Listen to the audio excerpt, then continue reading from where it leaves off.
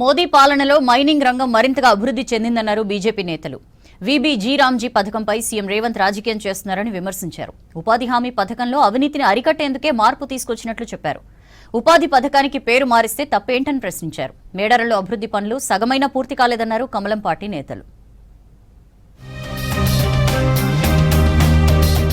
మేడారం మహాజాతర దగ్గర పడుతున్నా పనులు సగమైనా పూర్తి కాలేదన్నారు బీజేపీ స్టేట్ చీఫ్ రామచంద్రరావు. కోట్లాది రూపాయలతో చేపట్టిన పనులు తక్కువ టైంలో ఎలా పూర్తి చేస్తారో చెప్పాలన్నారు. ఇప్పటికైనా పనులు యుద్ధ ప్రాతిపదికన కంప్లీట్ చేయాలన్నారు. మేడారంలో సమ్మక్క సారలమ్మ గద్దెలను పార్టీ నేతలతో కలిసి దర్శించుకున్నారు రామచంద్రరావు. కోట్ల రూపాయలతో ఈ యొక్క పన్ను మొదలుపెట్టినటువంటి ఒక రాష్ట్ర ప్రభుత్వం మరి ఈరోజు ఈ 15 రోజుల సమయంలో మీరు ఏం చేయగలుగుతారని చెప్పేసి కూడా అనుమానంగా ఉన్నది.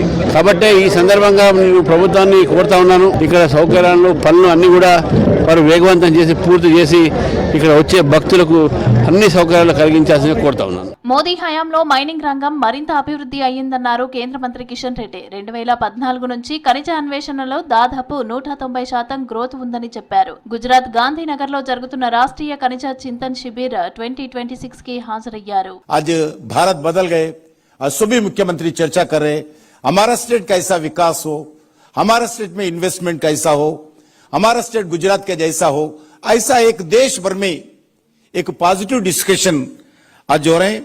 यही स्पिरिट माइनिंग सेक्टर के लिए भी नए वर्ष के इंस्पिरेशन का ఎజెండా होना चाहिए. వీబీజీ రామ్జీ పథకంపై సీఎం రేవంత్ రెడ్డి రాజకీయం చేస్తున్నారని మండిపడ్డారు నిజామాబాద్ ఎంపీ అరవింద్. పథకం ద్వారా కేంద్రం పనిదినాలు పెంచుతుందన్నారు. గిరిజన కుటుంబాలకు 150 పనిదినాలు కల్పించనున్నట్టు తెలిపారు. దీంట్లో గ్రామానికి ఎట్లా మేలు జరుగుతుంది, రాష్ట్ర ప్రభుత్వంకి ఒక మంచి అవకాశం ఇది. అపోజిషన్ పార్టీలకి ప్లానింగ్ మంచిగా చేసుకోండి, గ్రామానికి కనెక్ట్ అయ్యే అవకాశం లేదు. చిత్తశుద్ధి లేదు, డెవలప్మెంట్ మీద చిత్తం లేదు, మేము పని చేయము, ఎంతసేపు పైసలు మింగుడు, కరప్షన్, దీని మీద చిత్తం పెడతామంటే.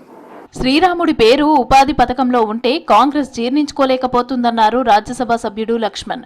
ఉపాధి హామీ పథకంలో అవినీతిని అరికట్టేందుకే విధానాల్లో మార్పు తీసుకొచ్చినట్లు తెలిపారు. ఖేల్ రత్న అవార్డును రాజీవ్ గాంధీ పేరు పెట్టలేదా అని ప్రశ్నించారు. తెలంగాణలో రాబోయేది బీజేపీ గవర్నమెంటే అని ధీమా వ్యక్తం చేశారు లక్ష్మణ్. ఇప్పుడు రియల్ టైం డేటా అప్లోడ్ చేసి జీపీఎస్ మొబైల్ మానిటరింగ్ ద్వారా ఏఐ ద్వారా ఆ మోసాలు అరికట్టడానికి తీసుకున్న చర్యలు కొన్ని రాష్ట్రాలకు జీర్ణించుకోలేకపోతుంది. ఎందుకంటే అనేక రాష్ట్రాలు మనం చూసాం, వెస్ట్ బెంగాల్, తమిళనాడు లాంటి రాష్ట్రాలు ఏ రకంగా ఈ మన్రేగా పేరు మీద వందల వేల కోట్లు మరి దోచుకున్నారు. గత బీఆర్ఎస్ ప్రభుత్వం లాగే కాంగ్రెస్ పాలన ఉందన్నారు బీజేపీ నేతలు. ఇచ్చిన హామీలు అమలు చేయకుండా కాంగ్రెస్ డైవర్ట్ పాలిటిక్స్ చేస్తోందని విమర్శించారు.